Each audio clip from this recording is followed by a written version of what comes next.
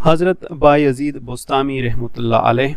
حضرت بایزید ایران کے ایک شہر بسطام میں پیدا ہوئے۔ ان کے والد شیخ عیسیٰ بہت نیک انسان تھے۔ بایزید کی پیدائش کے چند ماہ بعد ان کا انتقال ہو گیا۔ حضرت جنید بغدادی رحمۃ اللہ علیہ کہتے تھے کہ بایزید کا اولیاء میں وہی مقام ہے جو جبرائیل کا فرشتوں میں ہے۔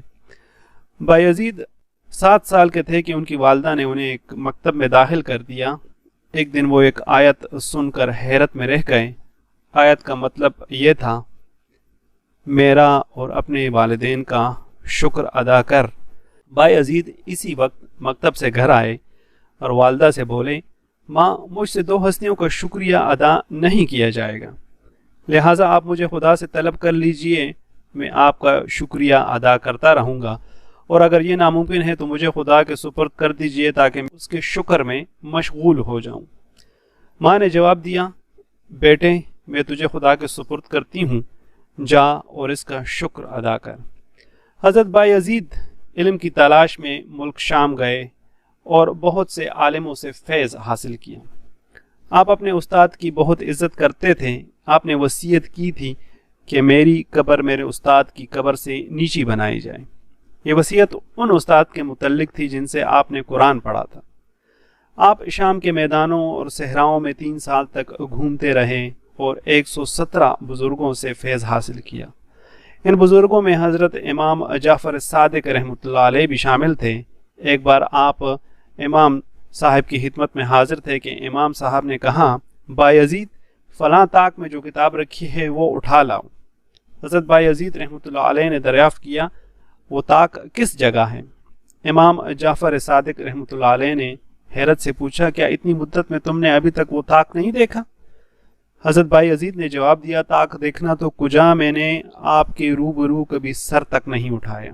امام رحمۃ اللہ علیہ نے مسکرا کے کہا، تم تو بہت جلد مکمل ہو گئے، اب بستان میں واپس جاؤ، خدا تمہاری حفاظت کرے۔ ایک دفعہ بایزید رحمۃ اللہ علیہ اپنے کسی مرید کے ساتھ 2 ماہ کا سفر کر کے ایک مشہور ولی سے ملاقات کے لیے گئے۔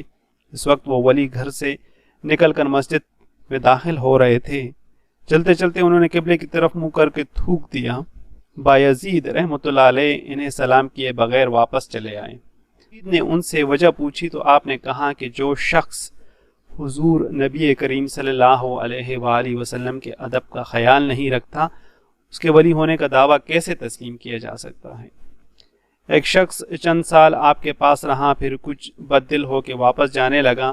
آپ نے وجہ پوچھی تو وہ کہنے لگا، میرا قیام رائے گاہ گیا، کیونکہ اتنی مدت میں آپ نے کوئی کرامت نہیں دکھائی۔ حضرت بایزید رحمۃ اللہ علیہ نے پوچھا، یہ بتاؤ کہ تم نے مجھے کبھی سنت کی خلاف ورزی کرتے دیکھا ہے؟ شخص نے جواب دیا، آپ شریعت اور سنت کے پوری طرح پابند ہیں۔ حضرت بایزید بولے، اس سے بڑھ کر تمہیں اور کیا کرامت چاہیے؟ حضرت خواجہ نظام الدین اولیاء نے ایک مرتبہ اپنے درویشوں سے کہا، اسلام کا نام لینا تو بہت آسان ہے، لیکن اسلام کے کام کرنا سخت دشوار ہے۔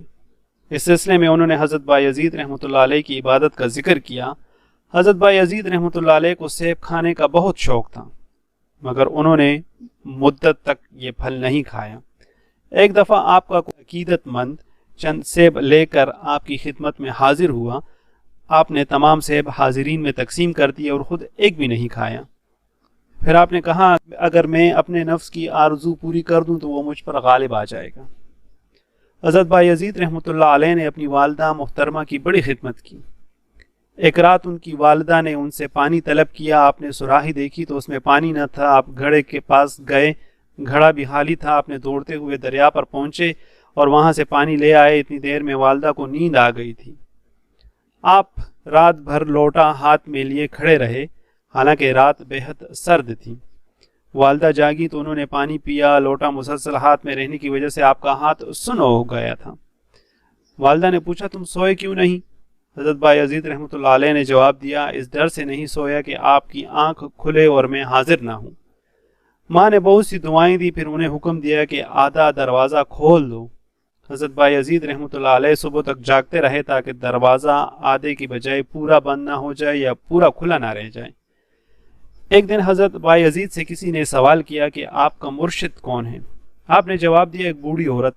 پھر آپ نے بیان کیا کہ ایک مرتبہ جنگل میں ایک بڑھیا سر پر آٹا رکھے جا رہی تھی وہ مجھ سے کہنے لگی یہ آٹا میرے گھر تک پہنچا دو۔ میں نے وہ آٹا ایک جانور کی کمر پر رکھ دیا اور بڑھیا سے کہا کہ جاؤ یہ آٹا تمہارے گھر پہنچا دے گا، لیکن یہ بتاتی جاؤ کہ شہر پہنچ کر تم لوگوں سے کیا کہو گی۔ بڑھیا نے جواب دیا یہ کہوں گی کہ آج جنگل میں میری ملاقات ایک خود نما ظالم سے ہوئی تھی۔ میں نے پوچھا نیک بخت تم نے مجھے خود نما ظالم کا خطاب کیوں دیا؟ بڑھیا نے جواب دیا تم نے اپنا بوجھ دوسرے پر لاد دیا ہے، یہ ظلم نہیں ہے تو اور کیا ہے؟ دوسرا عیب تم میں یہ ہے کہ تم خود کو صاحب کرامت ظاہر کرنا چاہتے ہو، اسی کا نام خود نمائی ہے۔ میں نے بڑھیا کی بات سے ایسی نصیحت اور عبرت حاصل کی کہ کرامت دکھانے سے ہمیشہ کے لیے توبہ کر لی۔ یہی وجہ ہے کہ میں اس بڑھیا کو اپنا مرشد سمجھتا ہوں۔ آپ نے 15 شعبان المعظم کو وفات پائی۔ جب رحلت کا وقت قریب آیا تو فرمایا اے اللہ میں عمر بھر کی ریاضت اور عبادت کا سودا نہیں کرتا، رات بھر کی نمازیں بھی پیش نہیں کرتا، میں نے زندگی بھر روزے رکھے ہیں ان کا بھی ذکر نہیں کرتا اور نہ ختم قرآن پاک گنواتا ہوں۔ میں تیرے پاس آ رہا ہوں، سر کے بل آ رہا ہوں، تو اپنی رحمت سے میرے گناہوں کی گرد دھو دے۔